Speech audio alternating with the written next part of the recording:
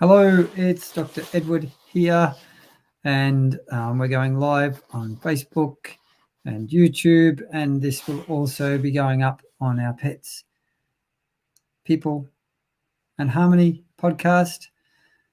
Today, I'm dropping in because I want to talk to you about a really important topic, which is heal your life, heal your pets, and understanding the primal energy and karmic connections between you and your pets. So, in my work as a veterinarian, it's really quite common for me to see animals who have some kind of problem, some kind of health issue, behavior issue, anxiety, some kind of illness. And then when I ask the human, do you have any similar problems? Very, very often the answer is yes. The human has a really similar kind of issue to the animal. Now, this is curious, and I don't think there's ever been any really solid research done on this, but my anecdotal experience of being in practice is that this happens all the time, more often than not. So why is this? This is a curious thing. Now, the truth is that you, the human being, with your pets, you are your pet's most beautiful influence, and you're also your pet's most terrible influence. Now, the terrible part is not by design. I know that you love your pets, and I know you do everything you can to care for them. But all of us humans have a whole lot of subconscious stuff, trauma, behavior patterns, family patterns, all these kinds of things that we might not be aware that we're running in our energy and then influencing our animals because of it. So it's really important that when you start to look at yourself, when you start to take a good hard look at what you might have been suppressing or denying in terms of old uncomfortable emotions and feelings that you didn't want to feel at the time, or whether you start looking at trauma that you're carrying in your body-mind system from old events. That trauma, if you haven't met it, if you haven't assimilated and integrated and healed it, that trauma is still resonating and vibrating and affecting your beautiful pets. So it's very, very healthy for you to heal yourself, because every time you work with healing your own life and dealing with your own issues, you have a really strong flow-on benefit to your animals. Now, this then brings us to this whole concept of energy and resonance and entrainment. So whenever you're in relationship with another being, you're going to affect each other. That's just how it happens. Now, some animals, if you anything you suppress actually affects your animals even more strongly. So if you've got frustration or anger or bitterness or jealousy or shame or any of these things that you're actively suppressing, making go away by, I don't know, eating a whole lot of chocolate or using alcohol or any other kind of addictive behavior that takes you away from actually meeting what's going on inside of you, your pets feel it even more than if you meet it and deal with it. And this brings us to this whole really complex causality and web of karmic connections and soul contracts between us and our pets. So you can define karma as action and consequence. If you want to get really simple, karma is simply everything you've chosen to do in this life and in past lives. Everything you do, every action, including thoughts and feelings and decisions and all that sort of stuff, creates a kind of a pattern or a trace of energy that then gets stored up in your system.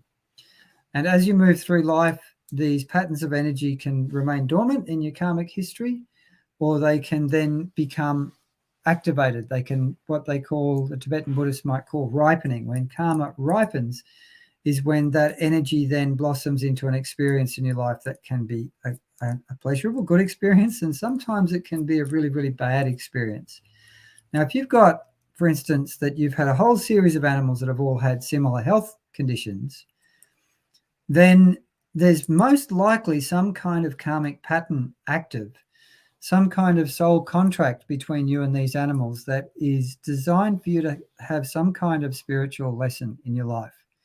And if it keeps repeating, it means you haven't resolved that karmic pattern. It means you haven't learned what you need to learn. And once you get an understanding of what karmic patterns are, and how you can resolve them, which I will be teaching in an intensive workshop next week. And I forgot to put the link in the text that goes with this, but I'm going to put that link in with the podcast and with the videos on Facebook and on YouTube, so that you can come through and grab your seat to come along. I'm going to spend a whole 2 hours going through this topic, this really fascinating topic of how your energy affects your animals, how the karmic patterns and agreements and entanglements between you and your animal affect well-being, affect health, affect a whole lot of stuff really, really strongly, and how soul contracts between you and your animals can very, very powerfully affect what happens in terms of often less than helpful things like illness and other things that affect our animals as we unfold our life experience together with them.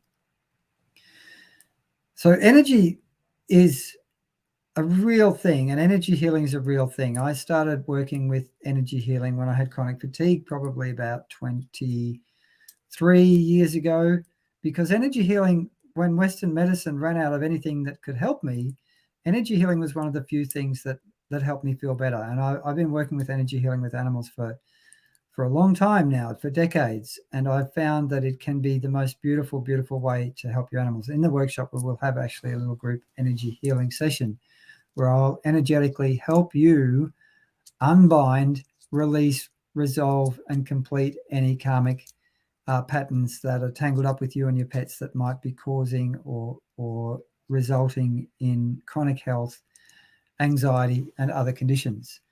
But really, if you are willing to show up to embrace healthy discomfort, because it is always a little bit uncomfortable for you when you have to face yourself and heal your trauma and your subconscious patterns and all that sort of thing.